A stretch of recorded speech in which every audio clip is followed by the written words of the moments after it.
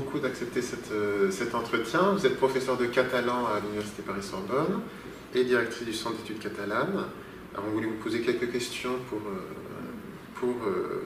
qui serviraient de conseil aux doctorants.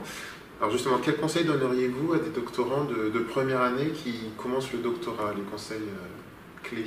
Tout d'abord, bonjour Karim, bonjour à tous.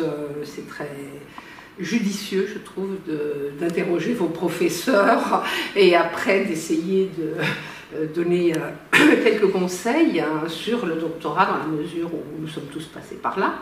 Alors, quel conseil donnerais-je aux doctorants qui commencent? Eh bien, essayer de définir rapidement le sujet et un plan le plus vite possible, une fois que la bibliographie et le sujet ont été clairement définis. Ça prend du temps, mais essayez de le faire le plus vite possible. Ça paraît un peu contradictoire, mais la rédaction après prend beaucoup de temps. Je vais peut-être empiéter sur la prochaine question, c'est-à-dire une thèse en 3 ans, c'est très peu de temps, et il faut soit réduire les ambitions, soit alors foncer dès le début. Selon les circonstances personnelles, le type de bourse que l'on a, un contrat doctoral ou pas, si on travaille ailleurs ou pas, ces 3 ans ne sont pas suffisants, bien entendu, et alors il faut passer à des temps plus longs. Voilà. Donc vraiment définir relativement vite une problématique. Voilà. Il n'y a jamais de temps à perdre dans une thèse. Si on veut soutenir dans des délais raisonnables, et en tout cas entre 3 et 6 ans. D'accord, merci. Est-ce que vous conseillez de publier, d'avoir une activité scientifique parallèle au doctorat, déjà de participer à des colloques, voire d'organiser des colloques, ou de se consacrer vraiment à la thèse? Alors, il faut faire les 2 choses, trouver un juste équilibre. J'ai pu constater dans les différents comités auxquels j'ai pu participer que les jeunes docteurs, quand ils se présentent pour des postes de maître de conférence, ont de plus en plus de publications. Je n'ose pas vous dire que non, quand nous commencions, nous, à être maître de conférence, on avait relativement peu de publications. Or maintenant, les jeunes, alors on avait notre thèse et quelques publications, mais maintenant les jeunes ont énormément de publications. Alors, évidemment, dans la mesure du raisonnable, mais c'est conseillé parce que vous allez vous retrouver face à d'autres candidats qui ont des publications.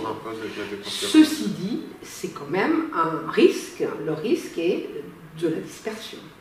Donc, il faut, là encore, concilier 2 choses un peu parallèles. D'accord.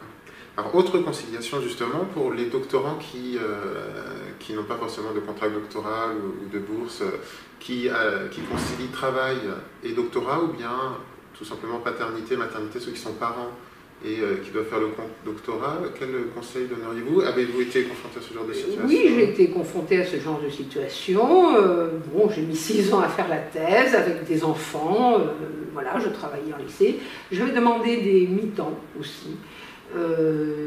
Mi-temps ou un temps partiel, en tout cas pendant un certain temps. Je travaille énormément les étés. Voilà, donc on prend beaucoup de temps personnel. Et alors ce qu'il faut, c'est jamais se décourager et aller de l'avant, penser que vous voulez faire une thèse, que c'est vraiment ça ce qui vous intéresse, et foncer. Moi, le conseil que je peux donner, c'est ténacité et foncer. D'accord. Voilà. Dernière question, concernant la rédaction, à quel moment est-ce que vous conseillez de rédiger? Est-ce qu'il faut se mettre dès le début à commencer à rédiger des parties ou attendre d'avoir un plan solide? À mon avis, il faut avoir un plan solide. Donc beaucoup d'échanges avec votre directeur. Et une fois que le plan est vraiment défini, fixé, on rédige, car la rédaction prend du temps. Beaucoup de temps, et il faut aussi le temps du dialogue avec votre directeur qui voit le travail avancer, et en voyant le travail avancer, il peut y avoir des changements, des inflexions sur le parcours. Donc c'est important de commencer assez vite dans la mesure du possible. D'accord. Voilà. Merci beaucoup. Merci cet entretien. Merci, à bientôt. À bientôt.